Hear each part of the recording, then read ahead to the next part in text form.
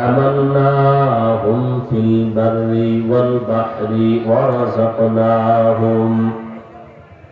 ورزقناهم من الطيبات وفضلناهم على كثير ممن خلقنا تفضيلا। আল্লাহ রাব্বুল আলামিন বলেন, আমি বনি আদমকে সৃষ্টির শ্রেষ্ঠ মর্যাদা দান করেছি। আল্লাহর বানানো নূরের সৃষ্টি ফেরেশতা, এরা আল্লাহর কাছে শ্রেষ্ঠ না। আল্লাহর বানানো আগুনের তৈরি জিন আল্লাহর দরবারে শ্রেষ্ঠ না। একমাত্র মাটির সৃষ্টি মানুষ আল্লাহর দরবারে বড় দামি, বড় শ্রেষ্ঠ। এই সিদ্ধান্ত কার? আল্লাহ। তাহলে আগুনের সৃষ্টি জিনও শ্রেষ্ঠ না, নূরের সৃষ্টি ফেরেশতারাও শ্রেষ্ঠ না। একমাত্র মাটির সৃষ্টি মানুষ হলো আল্লাহর কাছে বড় দামি, বড় শ্রেষ্ঠ। আল্লাহ মানুষের জন্য দুনিয়াতে স্থলে পানিতে চলার মতো সুন্দর ব্যবস্থা করেছেন এবং দুনিয়াতে পিওর রিজিকেরও ব্যবস্থা করেছেন। তো আল্লাহ রাব্বুল আলামিন মানুষকে তো সৃষ্টিগত ভাবেই মর্যাদাবান করেছেন। আমি হাদিস পড়লাম যে হাদিসে নবী বলেন, যারা নিজেদেরকে ছোট মনে করে চলে তাদেরকে আল্লাহ মর্যাদা পূর্ণ করেন, আরো বাড়ায় দেন। খুব খেয়াল করি, মানুষ তো সৃষ্টিগত ভাবেই মর্যাদাবান, তাহলে বিনয়ী হইয়া চললে আবার মর্যাদা বাড়াবেন, তার মানে কি? আয়াতের মধ্যে আল্লাহ একটু বলেছেন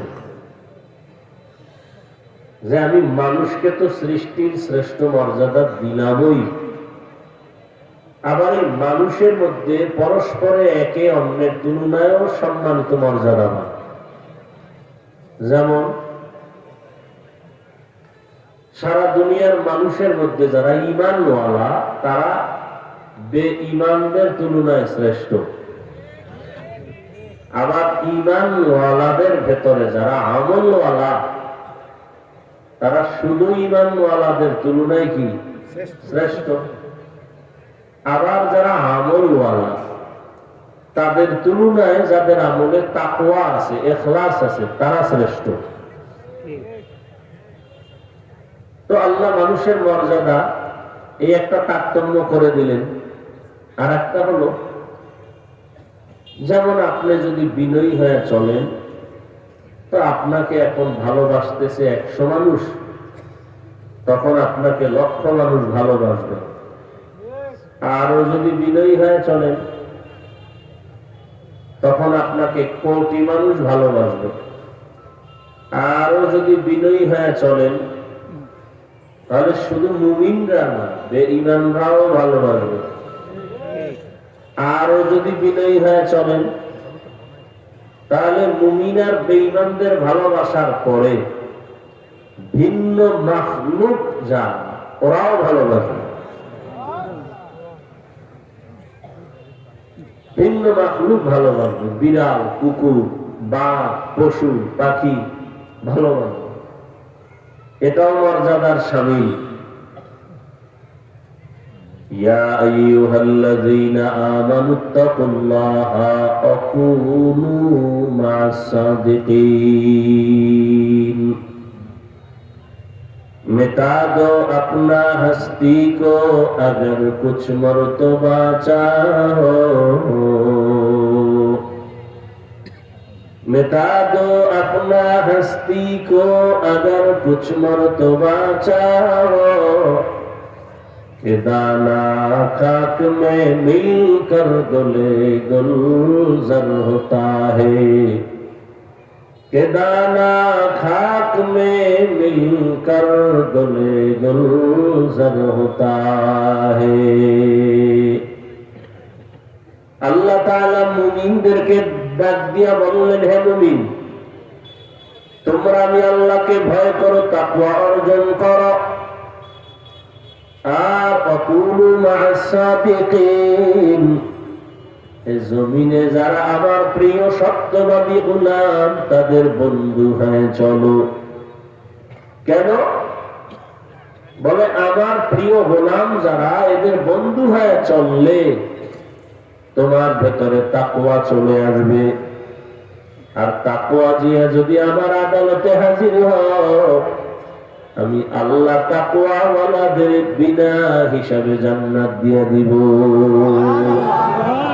हर के दारत खौफे हक दर्दी मदाम जन्नतुल मअवा बेहद ऊला मकाम जुज़बा हक चीज़े मखाज इंसो जा फजले ऊ आनस्ते दर जुमला जहां।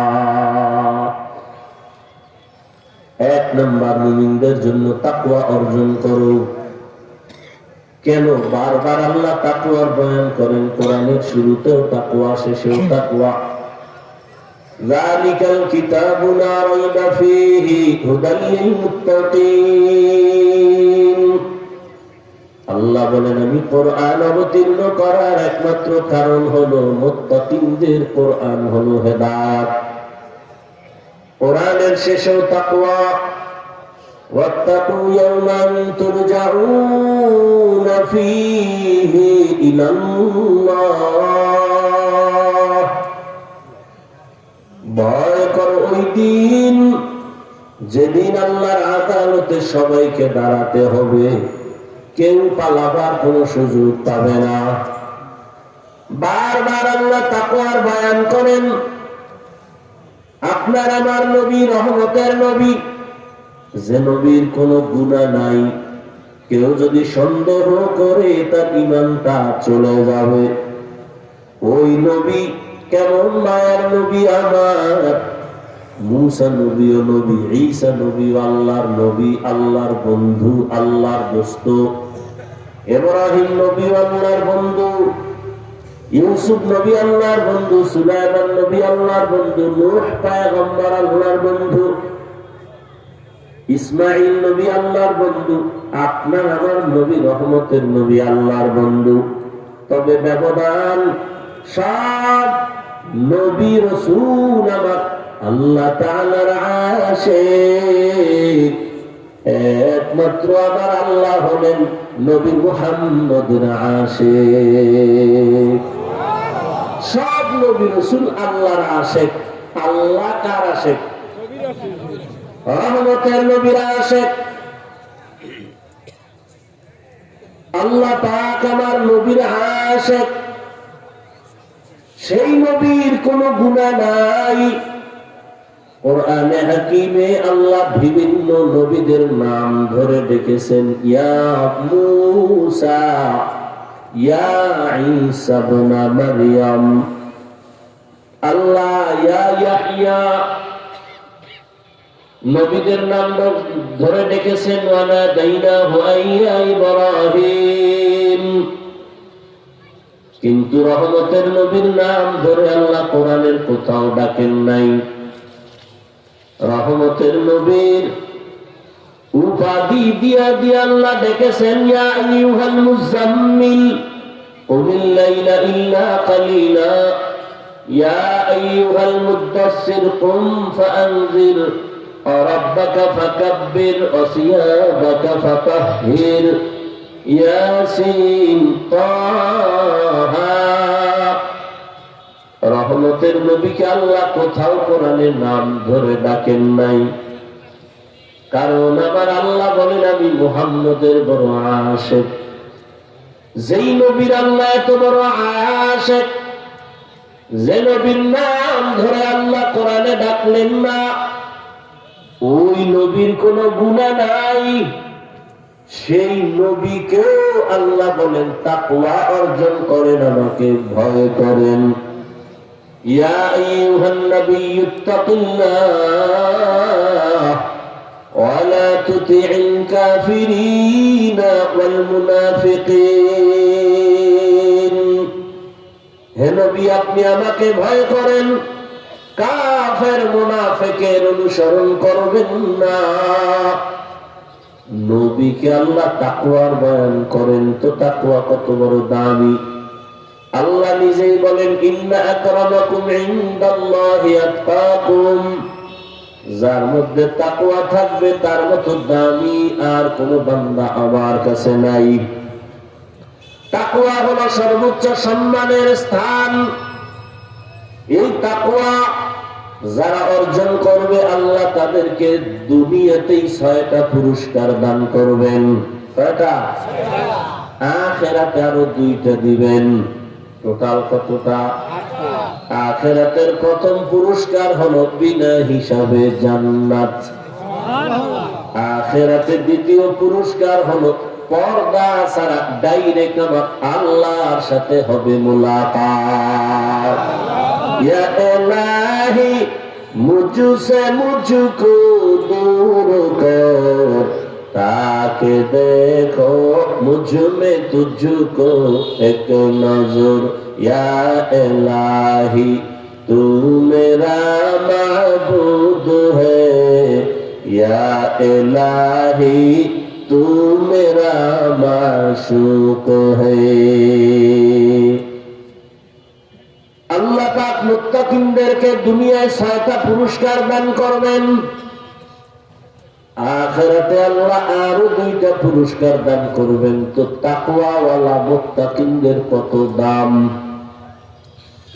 এজন্য আল্লাহ নবীকে বলেন তাকওয়া অর্জন করেন তাকওয়া মানে আল্লাহর ভয় আমি যদি আপনাদেরকে প্রশ্ন করি আপনারা কারা কারা আল্লাহকে ভয় করেন বলে যদি জিজ্ঞাসা করি এখানে সবাই হাত উঁচু করে বলবে আমরা আল্লাহরে ভয় করি হুজুরদের থেকেও বেশি কি কিন্তু আবার এখানে অনেক আশিকে রাসূল বসে আছে আজকে ফজর পড়ে নাই জোহর পড়ে নাই আসর পড়ে নাই মাগরিব পড়ে নাই এশা পড়বে কিনা জানা নাই সে বলে আল্লাহকে ভয় করি বেপরদায় আড্ডা দিয়া বলে আল্লাহকে ভয় করি চুরি ডাকাতি আর দুর্নীতি নজরাও বলে আল্লাহকে ভয় করি মা বাবার সাথে বেয়াদবি করে বলে আল্লাহকে ভয় করি আলেমদের সাথে বেয়াদবি করে বলে আল্লাহকে ভয় করি আর আমরা নামাজ পড়িয়া বলি আল্লাহকে ভয় করি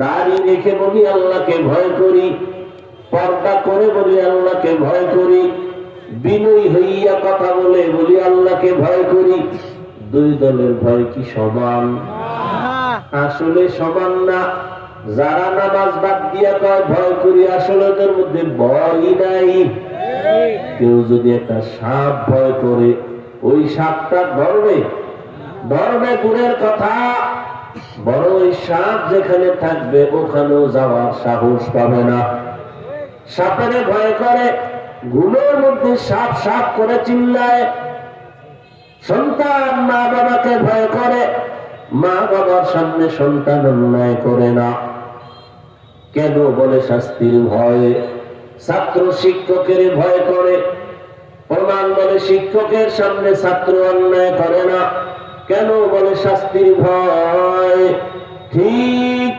যেই মানুষ আমার আল্লাহকে ভয় করবেন গলার মধ্যে অস্ত্র লাগাবে দাড়ির মধ্যে অস্ত্র লাগাবে না খৌফে হকদার দিল মদারম হর কে দারত খৌফে হকদার দিল মদারম জন্নতুল মাওয়া বেহদ রামাকাম জুজবা হাতচি زين خاز انسجا فضل اوها مست در جملا جہا তাকওয়া বড় দামি একটা সম্পদ এটা মায়ের গর্ভ থেকে কেউ তাকওয়া নিয়ে আসে না অর্জন করতে হয় তাকওয়া কোথা থেকে অর্জন করব তাকওয়া অর্জন করার ঠিকানা আল্লাহ বলে দিলেন কুনু মা'আস সাদিকিন। তাকওয়া অর্জন করো, আল্লাহর প্রিয় বান্দা তাদের নেক নজরে নিয়া তাদের বন্ধু হইয়া। কারণ বন্ধু বন্ধুর দিকে মায়ার নজরে তাকায়। আর তাকওয়া নিবা কেন? বারবার বারবার তাকওয়ার বয়ান আল্লাহ কেন করেন? আমাকে ভয় করো, ভয় করো, ভয় করো। এমনকি নবীকে আল্লাহ বলেন আমাকে ভয় করো। বারবার আল্লাহ কেন বলেন আমাকে ভয় করো? কারণ আল্লাহ চান তার আদরের বান্দা বান্দীদের জান্নাতে দিবেন। আর জান্নাত পেতে হলে গুনাহ করা যাবে না।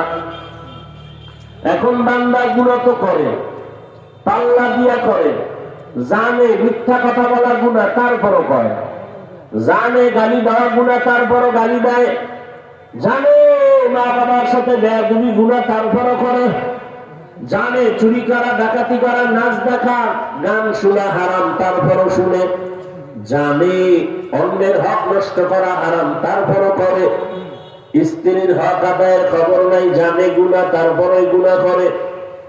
এই গুনাহ থেকে বাঁচাবার উপায় কি? বেতের বাড়ি দাও। না না, বেতের বাড়ি দেওয়া যাবে না। শুধু বেতের বাড়ি কেন, গালিও দেওয়া যাবে না। কি করতে হবে? বলে একটাই মাত্র কাজ, যেই মানুষগুলো জেনে শুনে গুনাহ করে এদেরকে শুধু বয়ান চালাও, ওয়াজ করো, বুঝাইয়া নরম ভাষায় বয়ান করো।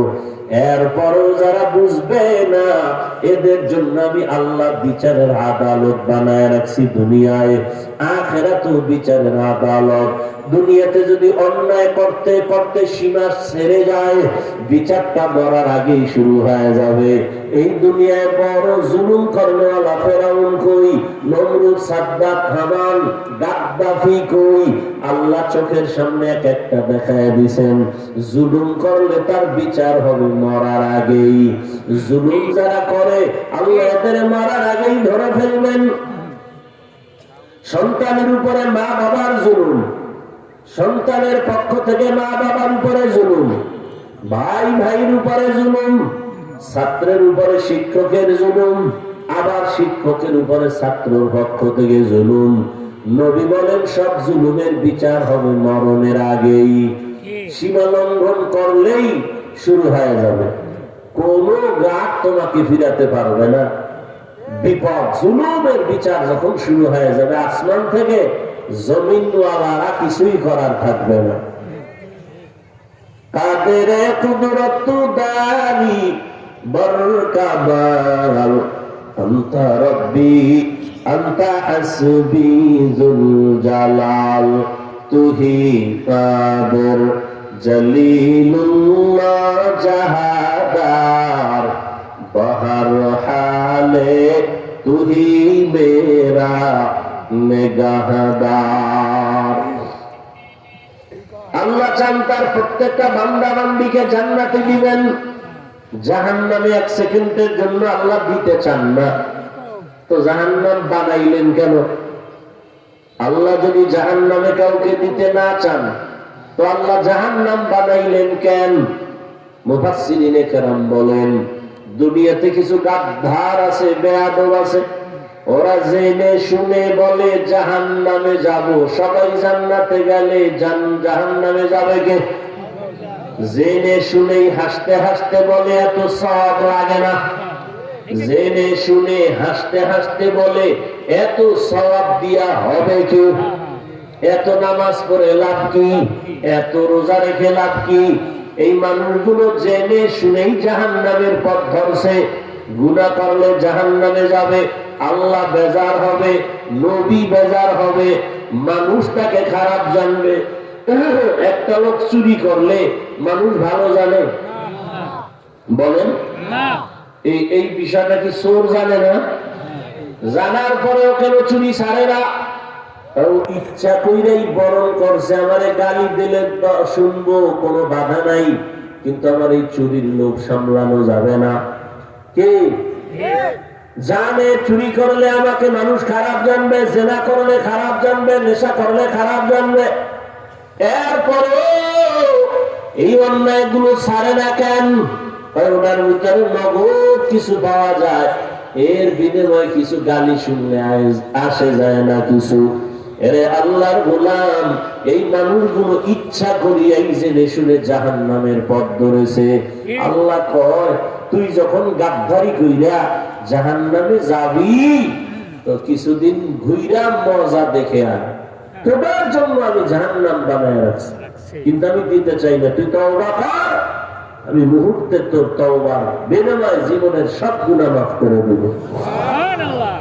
আতিনা ফি দারে দুনিয়া না হাসান, আতিনা ফি দারে দুনিয়া না হাসান, আতিনা ফি দারে উকবানা হাসান, ইয়া গিয়াসাল মুস্তাগীসিন ইহদিনা ইফতিখারা বিল উলুমে ওয়াল গিনা, हर गरीब ने को तू तैयार है, जो न मांगे उससे तू बेजार है। আবু জাহাল নবীর বড় দুশমন, যেই নবীর চেহারা এত বরকতপূর্ণ সুন্দর। আম্মা জানা আয়েশা রাদিয়াল্লাহু তাআলা আনহা বলেন, আমি রাতের বেলা সুই সুতা নিয়ে একটা কাজ করতেছিলাম, সেলাইয়ের কাজ। হঠাৎ আমার বাতি নিভে গেল, তেল নাই। হাতের থেকে আমার চিকন সুইটা মাটিতে পড়ে গেল। অন্ধকার, সুইটা কোথার থেকে আমি পাবো? এশার নামাজের পর আমার একটা ঘরে সূর্য উদিত হয়, রহমতের নবী। নবী যখন আমার ঘরে আসেন, নবীর চেহারার আলোতে খুঁটির গোড়ায় গিয়া সুইটা আমি পেয়ে গেলাম।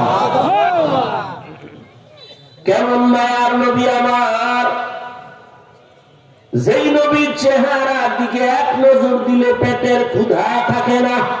সুবহানাল্লাহ।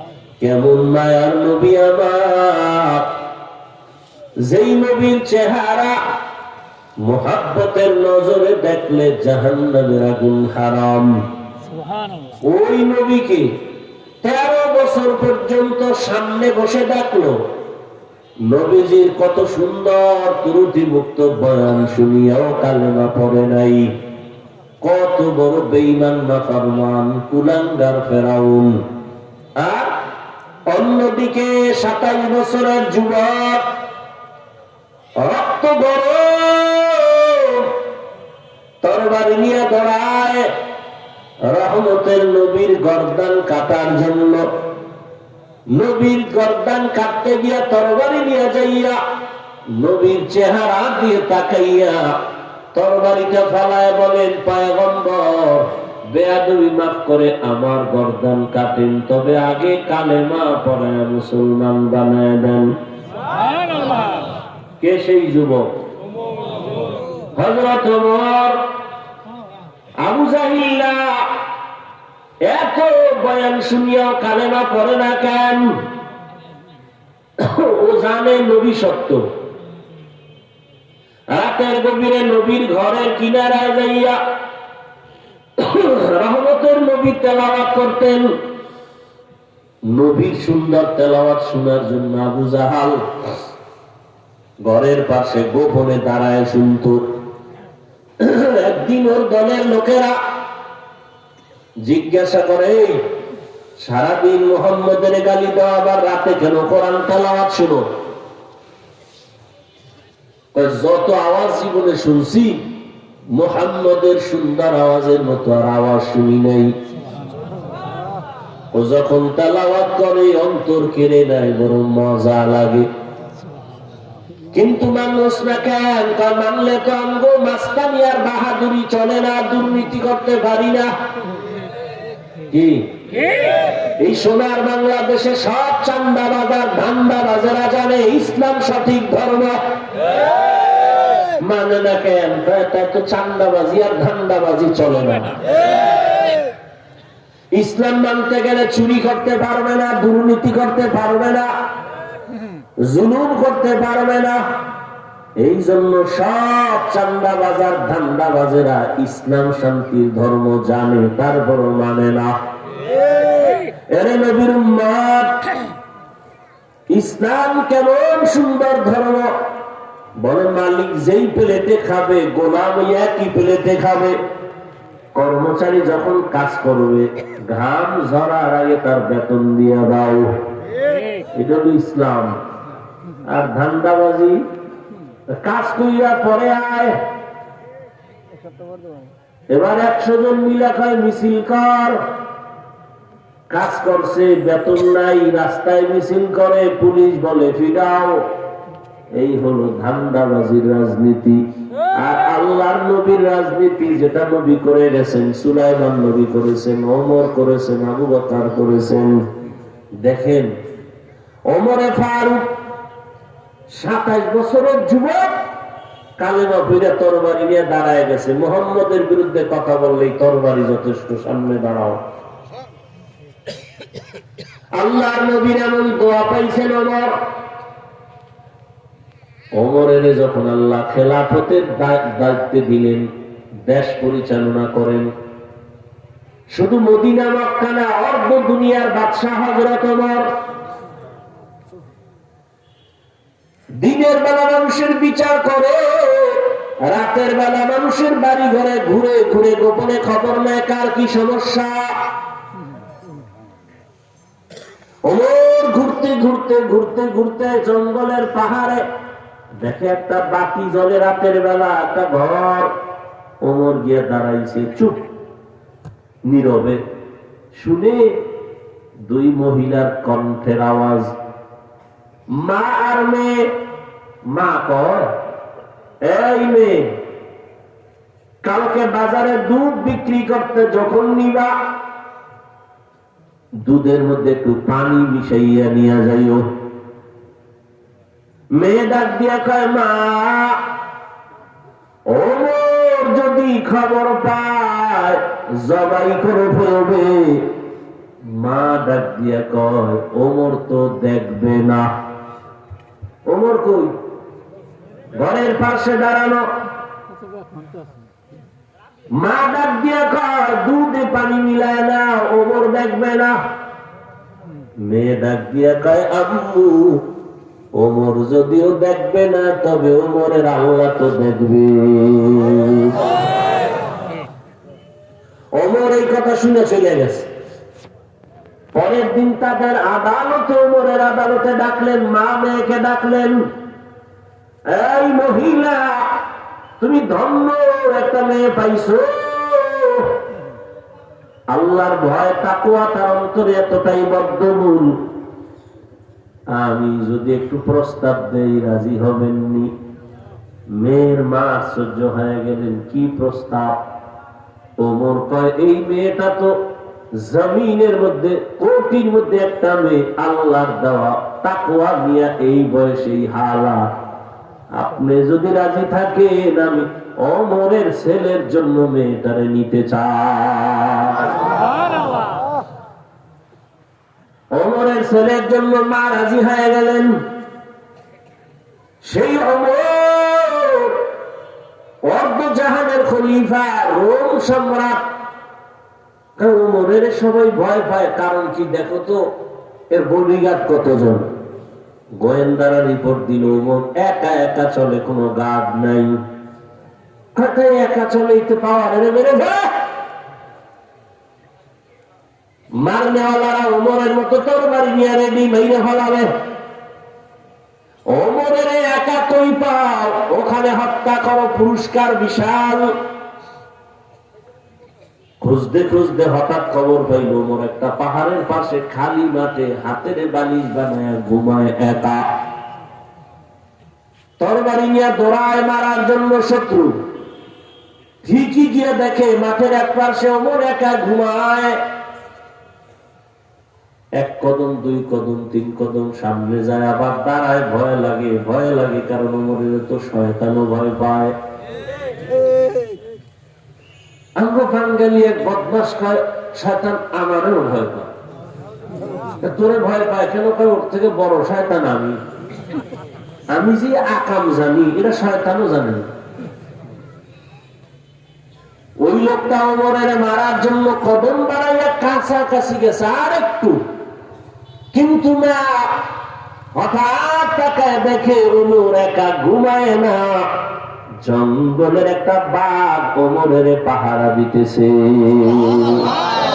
আউলিয়ারা কারে অকবায় খতিয়ার, জাহেলারা কারে দুনিয়া ইখতিয়ার, মাইলে মোমেন সোয়ে মোমেন মিশাবর, মাইলে কাফের সোয়ে কাফের মিশাওয়ার। আল্লাহর ভয় তাকওয়া না থাকলে কোনোদিন মানুষকে গুনাহমুক্ত করানো যাবে না, আর গুনাহমুক্ত না হলে বিনা হিসাবে জান্নাতও পাবে না। হযরত ওমর অর্ধ জাহানের খেলাফতের দায়িত্ব আছে, টাকার অভাব নাই, ক্ষমতার পাওয়ার কত। সামনে ঈদ আসতেছে, বিবি একদিন বলে, ও খলিফাতুল মুসলিমিন, সামনে ঈদের বাকি 2 দিন রমজানের ঈদ, আমাদের বাজার লাগবে না, সন্তানের কিছু পোশাকের ব্যবস্থা করেন, কিনে দেন। এই আল্লাহর বান্দারা, ওমর অর্ধ জাহানের খলিফা, বউ কইছে সন্তানের জন্য জামা দিতে, পোশাক। ওমর জবাব দেয়, পোশাক কিনার টাকা নাই। কি নাই? টাকা নাই। বউ একটা পরামর্শ দিছে, আচ্ছা আপনার কাছে যদি টাকা না থাকে তাহলে অর্থমন্ত্রী যারা বানাইছেন, অর্থ মন্ত্রণালয়ের জিম্মাদার যাকে বানাইছেন, ওর কাছে একটা চিঠি লেখেন, আগামী 1 মাসের টাকা আপনাকে দিয়ে দিতে বেতনে। বউয়ের কথা শুনে হযরত ওমর চিঠি লেখলেন। তখন অর্থ মন্ত্রণালয়ের জিম্মাদার আবু উবায়দা ইবনুল জাররাহ রাদিয়াল্লাহু আনহু চিঠি লেখলেন, এই আবু উবায়দা, আমাকে 1 মাসের অগ্রিম বেতন দাও। বাহকের চিঠি দিয়া পাঠায় দিলেন। বাহক চিঠি নিয়ে চলে গেল, ওমরের হাতে চিঠি, আরে আবু উবায়দার কাছে চিঠি দিলেন। আবু উবায়দা ইবনুল জাররাহ চিঠি দেখে কান্না শুরু করলেন। কান্না করে তিনি আবার একটা চিঠি লিখলেন। চিঠি লেখা কয়, বাহক যাও খলিফাতুল মুসলিমিনের কাছে চিঠি দাও, তিনি যদি আবার জবাব দেয় আমি এরপরে 1 মাসের বেতন দিব, তার আগে দিব না। ওমরের কাছে আবার চিঠি নিয়ে হাজির। খলিফাতুল মুসলিমিন ওমর তাকায় দেখে আবু উবায়দা চিঠির মধ্যে 2টা প্রশ্ন করে পাঠাইছে। নিচে দিয়ে লেখছে, খলিফাতুল মুসলিমিন, আপনি অর্ডার দিলে আমি দিব, তবে আমার এই 2 প্রশ্নের জবাব আগে দেন। 1, আপনি যে 1 মাসের অগ্রিম বেতন চাইলেন, আগামী 1 মাস আপনি বাঁচার গ্যারান্টি আছে কি? চিন্তা করেন, এই প্রশ্ন কে করছে? একজন মন্ত্রী দেশের রাষ্ট্রপ্রধানকে। এই প্রশ্ন যদি এই দুনিয়ায় কেউ করে, প্রধান ব্যক্তিকে, রাষ্ট্রের, ফাঁসি দিয়ে লাগবে না? আমাকে প্রশ্ন, টেলিফোন করছি, তাড়াতাড়ি বস্তা পাড়া, কি তাড়াতাড়ি বস্তা পাঠাও, সার সার সার সার, বাস রেডি, কোনো টেনশন নেই। ওমরের প্রশ্ন করছে, আগামী 1 মাস বাঁচবেন, তার গ্যারান্টি। দ্বিতীয় প্রশ্ন, আপনি আজ ক্ষমতার চেয়ারে আছেন, আগামী 1 মাস আপনি চেয়ারে থাকবেন কিনা, জনগণ রাখবে কিনা গ্যারান্টি? আগামী 1 মাস আপনি থাকবেন না জনগণ জহুরের আগে আপনারে বিদায় করবে?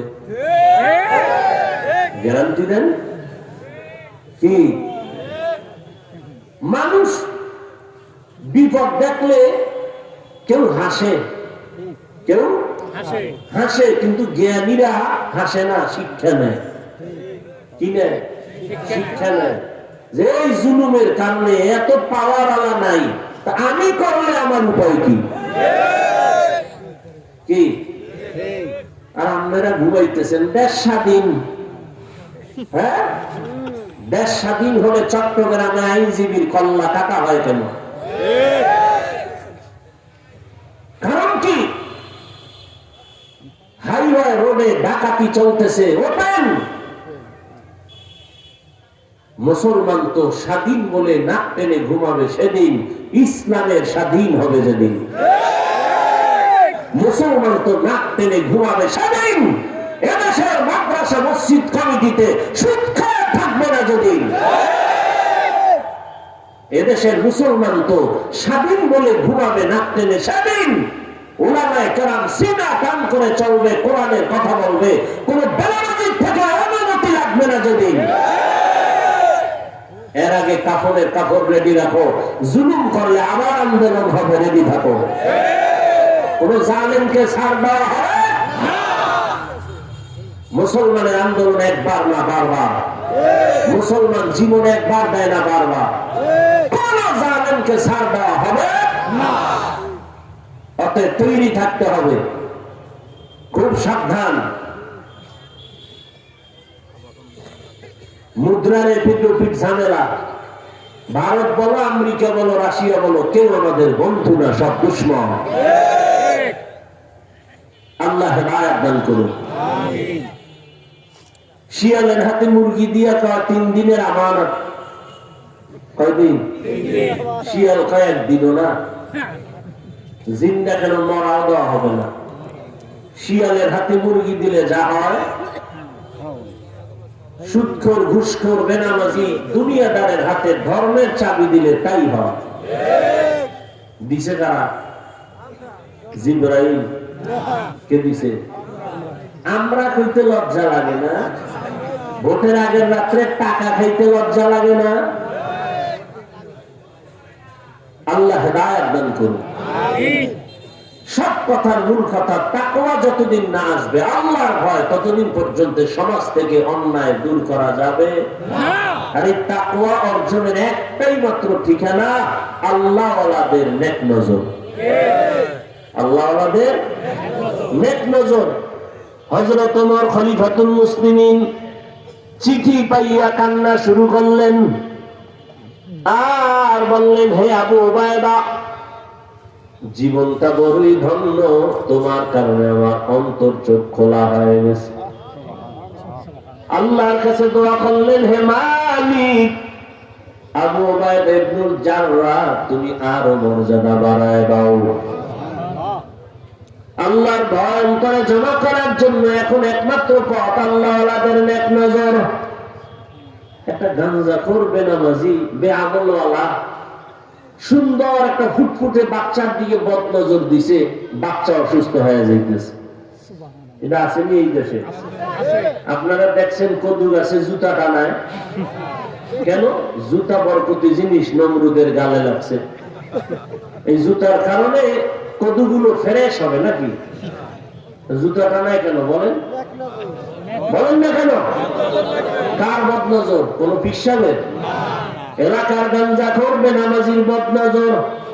ভালো করে বুঝো, একটা বেআমলওয়ালা গাঞ্জাখোরের চোখে যদি পাওয়ার থাকে, খালি চোখ দিয়া তাকাইছে, গাছে নারিকেল ভরা, ওরে নারিকেল, পরের দিন থেকে গজব শুরু। ঠিক নেই? তাহলে একটা বেনামাজির চোখে যদি পাওয়ার থাকে, একজন আল্লাহওয়ালার চোখে কেন পাওয়ার থাকবে না? আল্লাহওয়ালারা যখন ভালো নজর দিয়া দুনিয়াওয়ালা দিয়ে তাকায়, ওই আল্লাহর বান্দা তখন আখিরাতের জন্য পাগল হয়ে যায়। সোহবতে সালেহ তোরা সালেহ গুনাহ, সোহবতে তালে তোরা তালে গুনাহ, এই জামানা সোহবতে বা আউলিয়া বেতেরা সব সালাত বেরিয়া। এদেশে আল্লাহওয়ালা নাই? আল্লাহ বলেন, ওই সাদিকিন যারা সত্যবাদী তাদের বন্ধু হয়ে থাকো। বাবা তার ছোট্ট বাচ্চাকে বলে, এই সন্তান, প্রতিদিন ঘুমের আগে আধা কাপ গাভীর দুধ পান করে ঘুমাবি প্রতিদিন। তার ব্যাখ্যা কি? তুই বাজারে যাইয়া দুধ আনবি, খুইজা, এরপরে গরম করে পান করবি না, বরং বাচ্চা প্রতিদিন ঘুমের আগে দুধ পান করার দায়িত্ব তোমার, আর তোমার মাথার পাশে দুধ জমা রাখার দায়িত্ব আমি বাবার। আল্লাহ বলেন, খাঁটি আল্লাহর প্রিয় বান্দা আমার যারা সাদিকিন তাদের বন্ধু হয়ে থাকো। আল্লাহ আল্লাহদের খুঁজে খুঁজে বন্ধু বানানোর দায়িত্ব আপনার আমার, আর এই জমিনে আল্লাহওয়ালা রেডি রাখার দায়িত্ব আল্লাহ। আল্লাহ বলেন, আমার বন্ধু যারা সত্যবাদী এদের বন্ধু হয় তুমিও চলো। এতক্ষণ বয়ানের দ্বারা আপনারা কি বুঝলেন? স্কুল বন্ধ করে সব মাদ্রাসায় যাইতে হবে? হ্যাঁ, এবার ফিনিশিং শুনে। ও আমার কলিজার যুবক বাবারা, আমি যে এতক্ষণ বয়ান করতেছি একবারও বলি না আমি পাঁচকল্লি মাথায় দিছি তুমিও দাও, না হয় কপাল পড়ে যাবে। আমি কওমি মাদ্রাসার সন্তান, তুমিও কওমিতে যাও, স্কুলে তালা লাগাও, না হয় ধ্বংস হবা বলি নাই। আমি তাবলীগের সন্তান, আমি পীরের মুরিদ, তুমিও যাও, না হয় ধ্বংস হয়ে যাবে বলি নাই। বরং আমি বলতে চাই বাবা, স্কুলে পড়ো, কলেজে পড়ো, চাকরি করো, ব্যবসা করো, কোনো বাধা নাই। ডাক্তার হও, ইঞ্জিনিয়ার হও, প্রফেসর হও, একজন ব্যবসায়ী হও, চাকরিজীবী হও, তবে দাবি আমার একটা, জীবনে বেয়াদব হইও না। তোমার ব্যবহারে কোনদিন যেন মা বাবা কষ্ট না পায়, তোমার আচরণে শিক্ষক যেন কষ্ট না পায়, তোমার ব্যবহারে কোনদিন যেন আলেম কষ্ট না পায়। কারণ মা বাবার বদদোয়া লাগলে জীবন শেষ, শিক্ষকের বদদোয়া লাগলে শিক্ষা জগৎ থেকে হারিয়ে যাবে, আলেম ওলামাদের বদনজর যদি পড়ে, কষ্ট যদি তোমার কলিজায় লাগে তো জীবন ধ্বংস হয়ে যাবে। ও আল্লাহর বান্দারা, মা বাবার দোয়া নিয়ে, আলেম ওলামাদের পরামর্শ নিয়া তুমি আদৌ বলা ডাক্তার হইও, জীবনটা ধন্য হয়ে যাবে। আদৌ বলা আদর্শবান ইঞ্জিনিয়ার হও, জীবন তোমার ধন্য হয়ে যাবে। এই জমিনের মধ্যে ও যুবক বাবার একটু জবাব দাও, তোমার লাইনের যুবক জীবনে মাদ্রাসায় পড়ে নাই, কোনদিন আলিফ বাতাও শিখে নাই, তোমার লাইনের যুবকেরা স্কুলে পড়ে, কলেজে পড়ে, পাঁচ বেলার নামাজ পড়ে, সত্য কথা বলো, আছে না নাই? আর ওয়াজের দরকার নাই। তুমি এই কথাটাই তোমার বিবেকরে প্রশ্ন করো, ও বিবেক, তোর মতো যুবক যদি স্কুল কলেজে পড়িয়াও নামাজ পড়ে, তুমি কেন পারো না? তোমার কপাল কেন এত খারাপ? তোমার মতো যুবক রাস্তায় গাড়ি চালায়, নামাজ ছাড়ে না, তুমি কেন পারো না রে বাবা? তোমার মতো যুবক RAB, army, police, BDR, doctor, professor, engineer, পাঁচ বেলার নামাজ পড়ে নাই, বলো তুমি কেন পারো না? তোমার মতো যুবক কৃষি কাজ করে, নদীর মধ্যে মাছ ধরে, নামাজ ছাড়ে না, বলো তুমি কেন পারবা না? ওসি, ডিসি, এসপি পাঁচ বেলার নামাজ পড়ে, তুমি কেন পারবা না? তোমার কপাল কেন এত খারাপ? আল্লাহর কোরআনটা কি মিথ্যা মনে করেছো রে বাবা? পারলে একটা প্রমাণ দাও। ভুল, আমি এখন দাড়ি কেটে ফেলবো, নামাজ বন্ধ করে দিব। ১৫০০ বছর পর্যন্ত কেউ পারে নাই, পারছে? বরং বহু বিধর্মী কালেমাওয়ালা মুসলমান হয়ে গেছে। ও যুবক, আমরা যারা নবীর আদর্শ মেনে চলি, বলো আমরা কত নিচে চলে গেছি। তোমরা যারা নবীর আদর্শ মানো না, বলো তোমরা কত উপরে আছো। আমরা নিচে বলে গেছি? বরং না, চেয়ারম্যানের চেয়ারের মেয়াদ শেষ, কোরআনওয়ালাদের চেয়ারের তো কোনো মেয়াদই নাই, আবার শেষ কেন? কারণ কি? কারণ একটাই, টাকা দিয়া সম্মান কিনলে প্রথম ফুলের মালা, ফাইনালে জুতার মালা। আল্লাহর দেওয়া সম্মান যদি নেয়, আজীবন দুনিয়াতে বাদশা, পরকালেও বাদশা। ও পর্দার আড়ালের মা বোনেরা, এরে আম্মা জান, আপনাদের সন্তানদের যত বয়ান শুনাইলাম, এই কথাগুলো যদি আপনি বাস্তবায়ন করতে চান, আপনি মায়ের দোয়া লাগবে, চোখের পানি লাগবে, চেষ্টা লাগবে। কারণ গাছ ভালো হলেই তো ফল ভালো হবে। হবে। এরে আম্মা জান, আপনার আদর্শ যদি ভালো হয় সন্তান ভালো হবে। এরে আম্মা জান, এই এলাকায় আপনাদের মতো কি ভালো মা নাই? 5 ওয়াক্ত নামাজ পড়ে, বেপরদায় চলে না, নামাজ ছাড়ে না, স্বামীর মাল খেয়ালত করে না, সন্তানটাকে আদর্শওয়ালা বানানোর মেহনত করে, 5 বেলার নামাজ পড়ে, মোবাইলে চরিত্র বিক্রি করে না। এরে আম্মা জান, আপনারা কেন পারবেন না? আপনারা তো খাদিজা রাদিয়াল্লাহু তাআলা আনহার মতো দামি নারী, ফাতেমা রাদিয়াল্লাহু আনহার মতোই তো আপনারা দামি। এরে আম্মা জান, আপনারা তো আয়েশা রাদিয়াল্লাহু আনহার মতো দামি। ও আম্মা জানেরা, ইসমাঈল নবীর মা হাজেরার মতো আপনারা দামি, ঈসা নবীর মা মারিয়াম আলাইহিস সালামের মতো দামি। এই দুনিয়া আল্লাহর একজন বড় দুশমন ছিল ফেরাউন, তার স্ত্রীর নাম জানেননি? আসিয়া। এত বড় বেঈমান ফেরাউনের ঘরে বিবি হইয়াও আল্লাহকে ভুলে নাই। রহমতের নবী বলেন, জান্নাতে আসিয়ার সাথে আমি মুহাম্মদের বিবাহ হয়ে যাবে। ও পর্দার আড়ালের মা বোনেরা, ও মা, আপনার স্বামী তো ফেরাউনের মতো খারাপ না। আপনার স্বামী তো 5 ওয়াক্ত নামাজ পড়লে পারত, আপনি বুঝাইতেন, আপনার স্বামীর জন্য দোয়া করতেন। আপনি যদি বুঝায় বলতেন, স্বামী, জীবনে খেয়ে থাকি না খেয়ে থাকি, এই সংসারে আছি, কষ্ট করব, তবে হারাম খাবো না, হারাম টাকা ঘরে আনবা না, হারাম খাইয়া নিজেদের রক্ত সন্তানের রক্ত নাপাক করবো না। মা যদি বুঝাইতেন, স্বামী কোনদিন হারাম মাল টাকা ঘরে নিতে সাহস পেত না। এখনো সময় আছে, তওবা করে নেন, আর নামাজ ছাড়বেন না, বেপরদায় চলবেন না, মোবাইলে সময় নষ্ট করবেন না, স্বামীর মাল হেফাজত করবেন, খেয়ানত করবেন না, সন্তানগুলো আদর্শওয়ালা বানাবেন। ও আমার যুবক, আল্লাহর কাছে গুনাহ থেকে তওবা করো, আল্লাহর ভয় নিয়ে সামনে চলবা, আর নামাজ ছাড়বা না, দাড়ি কাটবা না, বেপরদায় চলবা না, মা বাবার দোয়া, শিক্ষকের দোয়া, উলামায়ে কেরামের পরামর্শ নিয়ে চলবা, নবীর তরিকা মেনে চলবা। তওবার নিয়ত যদি অন্তরে থাকে, মুনাফিকি না থাকে, খাঁটি তওবার নিয়ত যাদের অন্তরে আছে, দুটো হাত আল্লাহকে দেখাইয়া দাও। আর আল্লাহ আমাদের হাত কবুল করে নেন, তওবা কবুল করে নেন, তওবার উপরে মজবুত হইয়া চলার মতো তৌফিক দান করেন, আমিন। আপনাদের কাছে স্বেচ্ছাসেবক যাবে, নগদ কিছু